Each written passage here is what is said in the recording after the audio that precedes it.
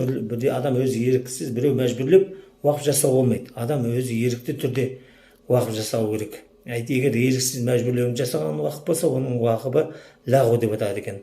Қазақша лағу дейді ғой, лағып сөйлеу деген сияқты. Сонда ол кісінікі жаңағыдай уақып болып қабылданбайды екен. Енді уақыпқа қойылатын нәрселердің мауқуф деді ғой.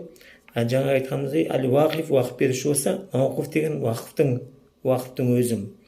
Соның шарттары, оның шарттары Шафии мазхабы бойынша екі түрлі болу керек дейді. Бірінші зат немесе мүлік, екінші зат немесе мүліктен келетін пайда дейді. Мысалы, Омар радиаллаху анхтың ағашының жемісі, ағаштарының, құрма ағаштарының бағының жемістері сияқты мысалы айтсақ болады.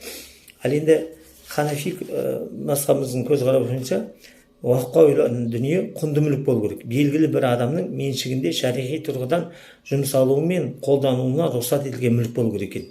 Мысалы, жер, кітап, қару-жарақ және мал секілді нәрселер анық құнды дүниелер осы уақыпқа қойылу керек екен.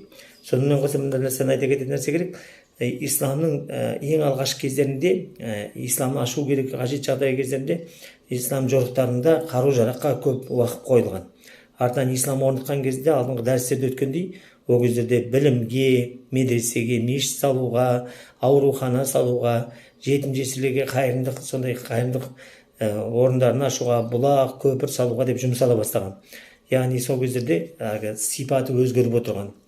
Ал алаш қайраткерлерін айтқан кезімізде, ол кездерде рухани жағынан біздің елімізді қорғау керек болған уақыттарда олар журнал, газетке, сол сияқты Азамат деген өздері бірлестік құрып, сондай жаңағыдай студенттерді Уфада, Қазанда, Санкт-Петербургте, Бұхарада, Стамбулда оқып жатқан студенттерді қолдауға деп қаражат жинайтын өздерінің қорлар ашқан.